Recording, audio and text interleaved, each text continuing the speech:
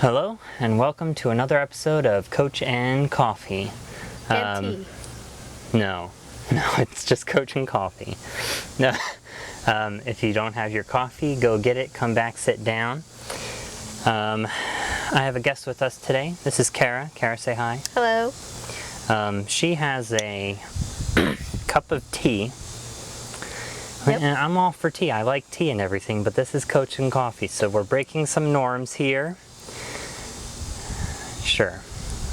It's okay. It's going to be all right. As long as you have your coffee and I have mine, we're okay. Or tea. Kara's going to drink her tea because she likes tea and she doesn't drink coffee ever for some reason. Yep. That's all right. Don't like it. It's all right. So today I thought it'd be interesting to ask questions, and these were not rehearsed. She does not know what I'm asking her. Kara has done some racing in the open waves, just doing it for a challenge and have fun. So whilst myself and Luke, who normally are in these videos and host this, race competitively, so we mostly come from that aspect, but we help people in the open waves as much as we can. In fact, that's the majority of people racing, and we love helping them. Hearing a perspective from someone who's not running competitively, has no desire to run competitively, and is just helpful. So Kara, how many OCRs have you done so far?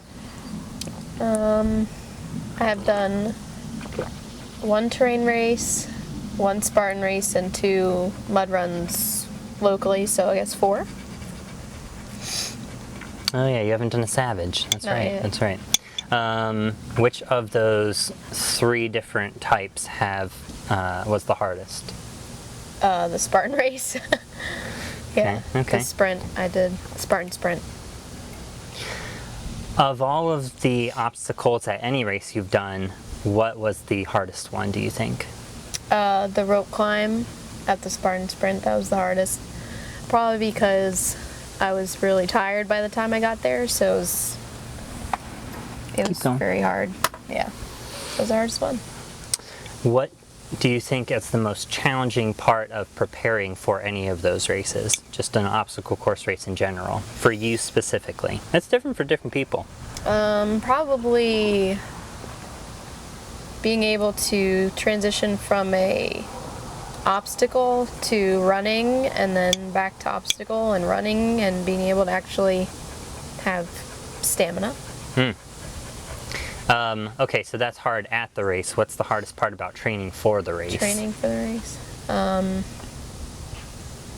Knowing how to balance the different ways you have to be ready to do a race well, like balancing how much you train for strength and how much you train for running, cardio, I guess. I don't know. Knowing how much to do of each thing and what to do for each thing. Sure. Yeah. I'll let you sip your tea. Oh, thanks. So, in all of the preparing you did, what did you end up doing the most of? Probably running. I probably ran the most. And how much preparation would you say you did on a scale from 1 to 10, 10 being I did everything I could, 1 being I sat on the couch and ate Cheetos? Probably 5. Probably in the middle. I try to do something. I try to do at least a couple of times a week doing something. I was definitely more, when I did the terrain race, because that was my first one ever, I was probably more dedicated in terms of making sure I was doing the workouts that you made for me and stuff like that. I don't know if I'm supposed to say that on here, but Yeah, it's true. We only tell the truth here. I honestly don't remember that. Because that was several years ago. Yeah, we were dating then. We're married now, just so you know. Yeah.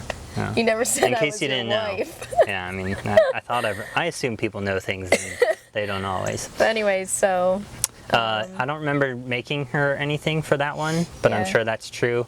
For the following ones, I did not make. For Spartan, I didn't make her No. anything. We just did Yeah, random workouts together occasionally. Yeah, and then I ran mostly by myself, and Yeah. I did that pretty consistently 2 or 3 times a week. So that was probably the one I was most like really training for. The mud terrain runs, race? the train race, and then the Spartan one. The train race I didn't really know what to expect because it was my first one, so I just kind of did what I could, and then I just kind of went for it. But I definitely wasn't in as good of a shape as I was then than I was for the Spartan one later.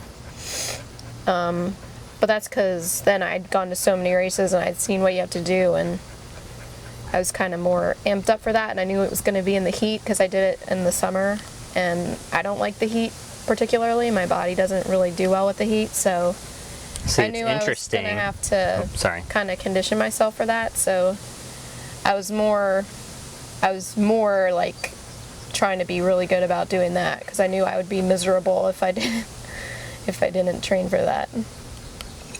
It's interesting because I don't necessarily love doing hard things in the heat, but I do.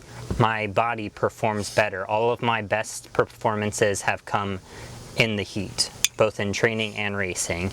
So that's interesting. Yeah. Yeah. It's Different people, different things. I say that all the time on here. Here's a perfect example. Yeah, so anyway, the ones that we do in the wintertime, the local ones, they're pretty casual, so I honestly, and in the wintertime and stuff, I'm not as good about running because it's so cold out. So sometimes those are more just like, I still try to run consistently enough that I don't feel like, I feel like I'm still in shape, but, ish. But I don't really train for those. And this year I did the second one I did way better than the first one, so. That's true. The conditions It's were really a just little bit like- nicer this yeah. last year, so everyone did. That's true. Well, Well, not it was everyone. really cold though this past year. It was colder the year Really before, cold. though. I don't remember, but That's anyway, the one we were shivering I to did death. better, but part of me because I knew what to expect more, because those obstacles don't really change. I think they added a No, couple, but yeah. they pretty much are They the same. changed one? Yeah, and the think place they one. do it at is our dog park, and we're there all the time, and that's where I usually run anyway. So It's I'm not even very fair. used to it. And yeah, so those I don't really train really hard for or anything. Those are just kind of for fun, but yeah. All right, so, and be honest, as much as possible, all I ever do on here is say the truth. I try not to mince words at all. Why have you done any races at all? Why did you do them? I did want the terrain race kind of because Joel wanted me to do one, and a race in general. Like, he wanted me to do a Spartan race, and I knew that it's good to kind of put yourself in the situation where, well, when you're dating someone, you want them to, You feel pressure to like do you. the things that that person but it likes. also makes them feel good when you actually are interested in what they are interested in, and then it makes them feel important to you. And I wanted to I wanted to make sure he knew he was important to me or whatever. So I was like, well, I don't know about a Spartan race, so the terrain race was kind of a little more of a casual, fun thing. They were doing competitive ones at that point because he was able to get some money winning or getting placements at those, but now they don't, I don't think. But anyway, I knew it wasn't going to be quite the same caliber, so I was like, oh, well, and I knew it was going to be a 5K, and at that point I had run my first 5K, so I knew that distance was something I could do. Because honestly, I was not, I don't even call myself really a fitness junkie by any means. I kind of, I have way more of an active lifestyle now than I used to, which is very good. I'm definitely better shape. I feel better more consistently than I used to, but anyway, but I wouldn't say that it's something where I'm when I'm bored, I'm yeah, I want to go work out. It's just not who I am, so it takes And that's more, okay. It takes more willpower for me to do it, which is fine. You just have to do it. But anyway, so the terrain race was I could wrap my head around that because I had done a 5K and I knew it wasn't going to be as, and then I did it and I really liked it. We had a really fun experience. Yeah, that We was were a able fun to do it race. together. even though I walked most of it, which I was very surprised because I had run a lot. And then I was like, wow, the obstacles to the running and stuff, it just wore me out way more than I expected. Yeah, and then after that I was like, well, I did that one, so I can do other ones. So it's kind of like, once you do your first one, you realize, you can do it, and it's kind of like you get addicted to feeling like strong. Feeling like you can overcome obstacles, like it's a pretty cool thing, and it's a good feeling, so. See, my thing was with having her do the first one, I wasn't trying to make her love it. I wasn't trying to make her start trying to be a competitive athlete. I was very invested in it, currently still am, obviously, and so I wanted her to try it, which is fair, because, if you are with someone in a relationship, you should be trying things that the other person enjoys. So that was reason number one, and reason number two is I thought she would enjoy it. So after the fact, while she may not enjoy aspects of it as they're happening, because a lot of us don't, because it's miserable when you're doing it, no matter what level you're at. Sometimes you're just hating the moment in the race, but then when you finish, you're like, wow, and that feeling is awesome. And then you look back at it and you're proud of your accomplishment. And so, yeah, that's, what ended up happening. So we've done a few since. Yeah. And they just do them fun. Yep. Kind of keeps me accountable in terms of staying active. Like, I'm the kind of person that kind of needs a goal. I'm very, if I have a goal that I've set for myself, I'm pretty determined to reach it. I don't like failing, so if I had that race already planned and scheduled, then I would work toward it because I would want to do well at it and not fail. So that helps me actually be motivated to train for it and to stay in shape. All right, last question. We'll not make this too long a video. What is the worst part about being in a relationship with someone who is very invested in OCR? It sounds like a trap. It's not a trap, and you have to be honest. People need to hear these things. Continue. All right. It's not. The only thing would be that sometimes you just have to be able to let go of the fact that you're not gonna. There are some times where the other person's just gonna say, "All right, well, I'm gonna go do this, 30-mile run, and I'm gonna be gone for 4 to 5 hours." More like 6 for 30 miles. 6 hours, whatever, very long time. And you just have to be you have to kind of let go of maybe thinking, oh man, I thought we were going to have the afternoon together. And all of a sudden you're like, well, I guess not. But you just kind of have to, you kind of have to work it out between the two of you. Obviously, if the person's doing it all the time, it's probably not a good thing because you should spend time together. But every once in a while, you have to just be like, okay, you just have to be supportive. And because,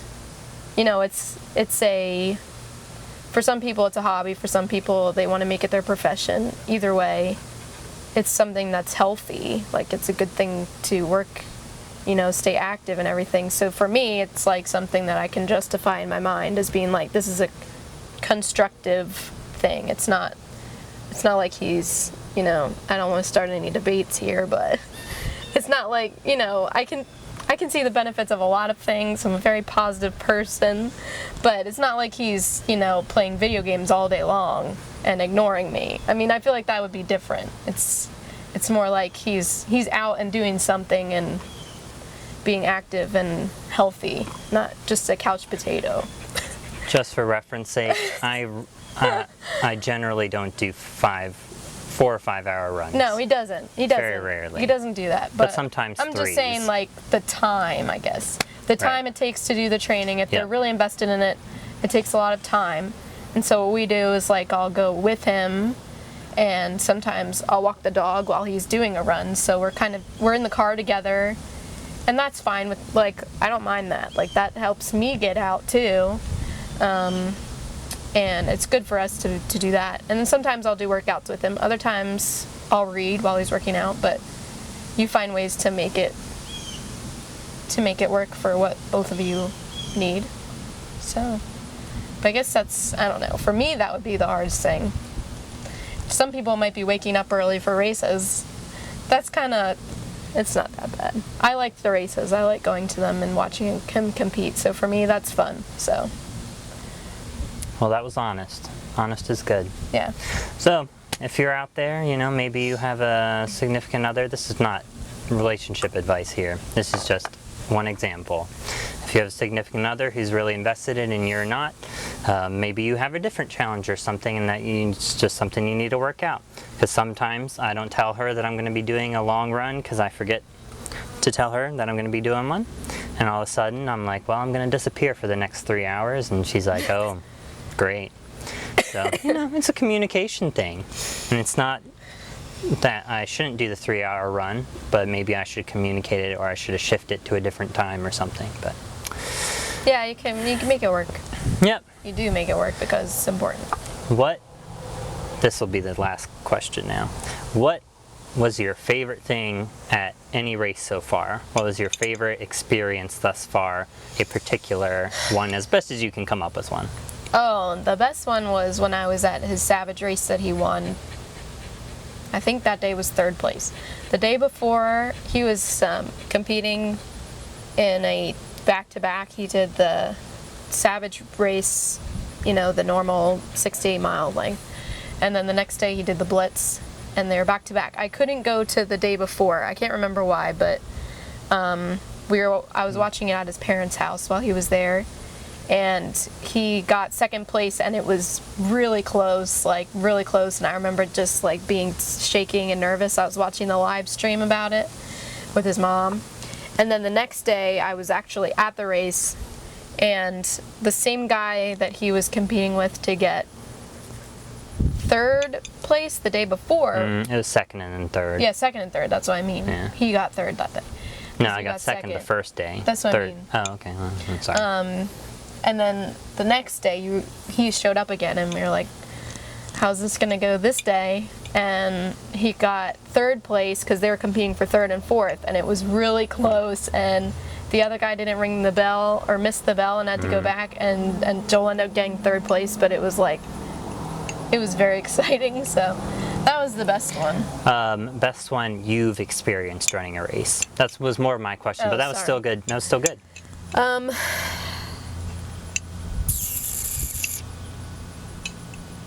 I'd say, I guess, the Spartan race, because that was the hardest one, and when I finished it, it felt like you accomplished something really amazing. And the best part of that race was when I got through the rig with the rings. Oh, the rings, yeah. Because I got up to it, and I saw a lot of people doing burpees on the side. Not many people were making it through. Yep. And I knew I had, I'm good at monkey bars. Like, those have never bothered me. And so generally upper body things feel pretty good to me, and I can generally get through them. So I was like, all right, well, you know, I can do this. And I started, but I was a little wary. So I started, and I guess I tried to do the every other ring instead of doing like this, instead of grabbing two hands. So I tried going one after the other at first, and I slipped off. So I had to go back to the beginning, and then I tried to grab it two hands. Or no, it was the other way around. Other way around, yeah, I was going to say. It was the other way around. Yeah, matching grip. I tried to match my grip first, and that's when I slipped. And so the second time I didn't, and I made it through. Yeah, it was very interesting, because I suggested the matching grip first, because normally that's how I do monkey bars too, the matching grip. That's how I do that. And normally people don't have the strength in one arm to hold on while swinging to the next and to continue that going along, unless they practice it and have the strength for it. So I was like, well, you're probably going to do better off matching like you do on monkey bars and stuff. And she tried it, and it didn't work. So she's like, well, I'm going to try the other way. I was like, go for it.